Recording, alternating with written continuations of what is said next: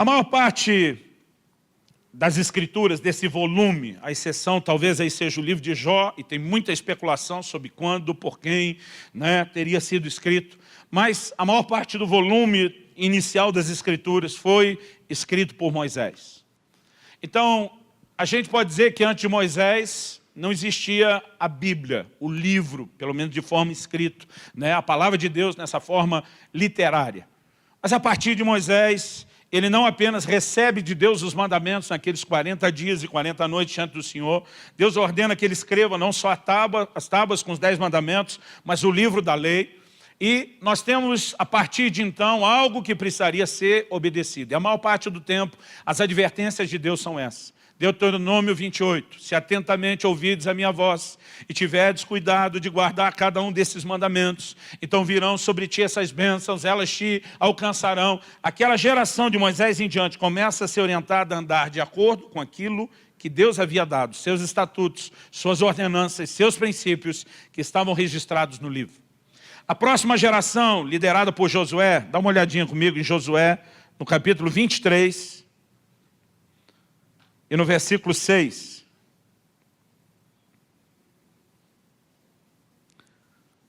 Josué 23, 6.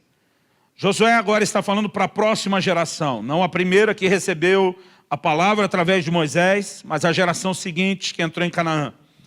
Ele diz, esforçai-vos, pois, muito para guardardes e cumprirdes tudo quanto está escrito no livro da lei de Moisés, para que dela não vos aparteis, nem para a direita e nem para a esquerda. A partir de Moisés, geração após geração que é comunicado, vocês têm que guardar tudo o que está no livro da lei. Não se aparte para a direita, não se aparte para a esquerda, ande de acordo com esse livro e com essa instrução, com esses mandamentos. Isso começa a partir de Moisés, nas gerações seguintes, e assim se estende. O próprio Jesus, ao confrontar Satanás no deserto, deixou claro que ele viveria alinhado com as Escrituras e que não aceitaria nenhum tipo de dissuasão dela. E aí nós chegamos no Novo Testamento com a mentalidade que ela vem sendo fortalecida no Velho Testamento. Passa comigo Isaías, antes de nós chegar no Novo Testamento. Isaías capítulo 8, livro do profeta Isaías, capítulo 8, versículo 19 e 20. O texto diz assim, quando vos disserem, consultai os necromantes, são os que consultam os mortos. A NVI preferiu o termo médium. Consultai os necromantes e os adivinhos, que chilreiam e murmuram. Acaso não consultará o povo ao seu Deus? A favor dos vivos se consultarão os mortos. Então, em primeiro lugar, Deus está confrontando uma prática que crescia no meio de uma nação que vinha se inclinando à apostasia. Eu disse, quando alguém vier falar sobre consulta, não aceite a ideia de ser chamado para consultar os mortos. Deus diz, a única consulta que você está autorizado a fazer é ao seu Deus. O verso de uma maneira muito clara diz assim, a favor dos vivos se consultarão os mortos, não consultará o povo o seu Deus. Agora, como é que se consulta a Deus? Olha o verso 20. Verso 20 diz assim, à lei e ao testemunho, se eles não falarem dessa maneira, jamais verão a alva ou o alvorecer. A resposta de Deus, vocês têm que me consultar. Como se consulta a Deus? A lei e ao testemunho. Esse a lei é uma volta à palavra, é um retorno à palavra. O testemunho era uma maneira de se referir à lei de Deus. Muitas vezes nós lemos a respeito da arca, não só da aliança, mas a expressão do testemunho, porque dentro dela estava guardado as tábuas da lei, os 10 mandamentos. E Deus diz, eu quero que isso sirva de testemunho, que eu dei uma palavra pela qual vocês têm que viver. Quando ele diz, a lei e o testemunho, está dizendo, vamos voltar para a Bíblia.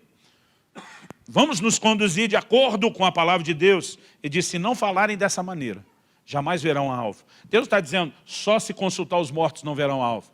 Deus disse, se não falarem dessa maneira, a lei e o testemunho, de volta à palavra. E diz, vocês vão permanecer nas trevas e a minha luz não vai resplandecer na vida de vocês. Esse é um conceito que vem por todo o Velho Testamento e ele aparece forte no Novo. Vai comigo na primeira carta de Paulo aos Coríntios, no capítulo 4 e no versículo 6. 1 aos Coríntios, capítulo 4, verso 6. Essas coisas, irmãos, apliquei-as figuradamente a mim mesmo e a Apolo, por vossa causa, para que por nosso exemplo aprendais isto, não ultrapasseis o que está escrito. A NVI traduziu, não ultrapassem o que está escrito. Outra tradução diz, para que nós aprendais a não ir além do que está escrito. O que é ir além? Nós nos conduzimos e nos portamos dentro do limite do que a palavra de Deus ensina. Não podemos ir além. Por favor, diga amém. Um dos slogans da reforma, uma bandeira que nós levantamos até hoje, era sola escritura, que significa somente a escritura.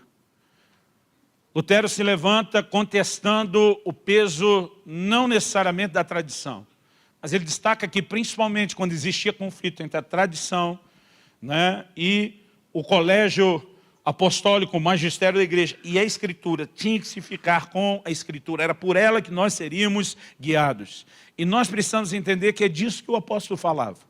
Ele diz, em nós aprendais a não ir além do que está escrito.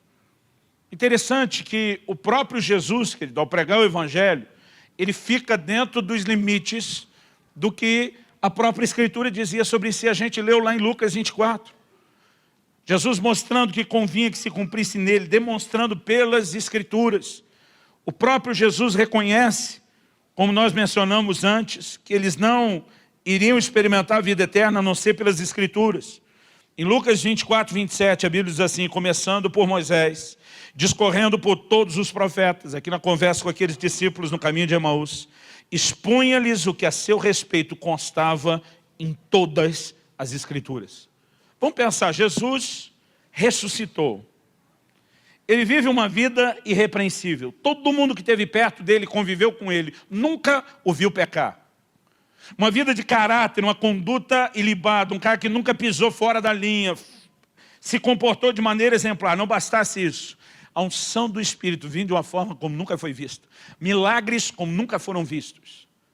Não bastasse todo esse histórico para a turma olhar e dizer, esse camarada não pode ser um homem qualquer, um homem comum. Agora, ele morreu e ele aparece dizendo, até você, Tomé, pode não só olhar as marcas, mas pode me tocar, sou eu. Ele está dando provas da sua ressurreição. A turma não está acostumada com ver alguém voltar dentre os mortos.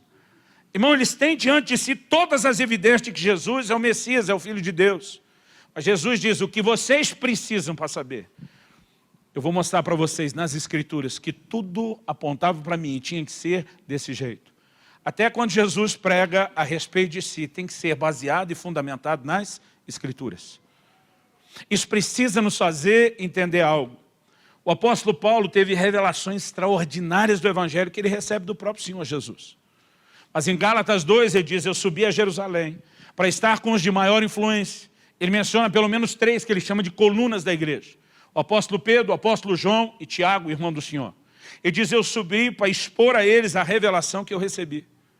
Para não acontecer de correr em vão. O que ele está dizendo correr em vão? Ele diz, se o evangelho que eu prego, se a revelação que eu recebi do próprio Jesus, não puder passar pelo crivo desses de maior influência, que vão avaliar se isso está em harmonia com a Escritura, não adianta eu correr e sair pregando. Porque a própria pregação do Evangelho, ela precisa estar alinhada com a Escritura. Quem está entendendo, diga amém. Na exposição que Jesus faz, na exposição do que Paulo recebeu de Jesus e agora vai transmitir, a preocupação é uma só, que isso passe pelo crivo das Escrituras. Em Atos 17, 11, a Bíblia diz que Paulo e Barnabé saem de Tessalônica e agora eles vão pregar em Bereia. Quando chega em Bereia, a Bíblia diz que os bereanos se mostraram mais nobres que os de Tessalônica. Não só porque receberam com toda avidez, fome, desejo, respeito à palavra. Mas a Bíblia diz que eles examinavam diariamente as Escrituras para ver se aquilo que eles estavam ouvindo pregar, se a coisa era bem do jeito que eles estavam falando. Naquela época, as pessoas não tinham a Bíblia na mão, no colo, essa versão pessoal que eu e você podemos ter, seja impressa ou eletrônica. Então, depois de cada pregação, eles iam no dia seguinte, vamos conferir, vamos buscar tudo no rolo da lei de Deus, vamos ver se a coisa é exatamente assim. Agora, nós estamos falando de gente que ainda não converteu. Gente para quem Cristo está sendo ainda apresentado. Agora, eles têm uma cultura, já no Velho Testamento, de que tudo tem que passar pelo crivo da lei. Então, mesmo antes de entregar a vida a Jesus, vamos ver se é isso que a Bíblia diz. Agora, a palavra de Deus se refere a esse tipo de gente como mais nobres do que os outros. E mesmo a atitude deles, mesmo antes da conversão, se torna referência e modelo para os demais, porque tudo tem que passar pelo crivo da palavra. Em Gálatas, no capítulo 1, nos versículos 8 e 9, o apóstolo Paulo faz outra afirmação contundente. Ele diz, mas ainda que nós, ou mesmo um anjo vindo do céu, vos pregue evangelho que vá além do que vos temos pregado, seja anátema. Assim como já dissemos, e agora repito, se alguém vos prega evangelho que vá além daquele que recebeste, seja anátema. A palavra anátema, na melhor das hipóteses, significa algo abominável, na pior, maldito. E está dizendo, se for além do que vocês já receberam, daquilo que já está escrito, seja anátema. Então nós precisamos entender a postura que os próprios apóstolos tiveram, seguindo o exemplo do Senhor, de ter o cuidado de viver por aquilo que estava escrito.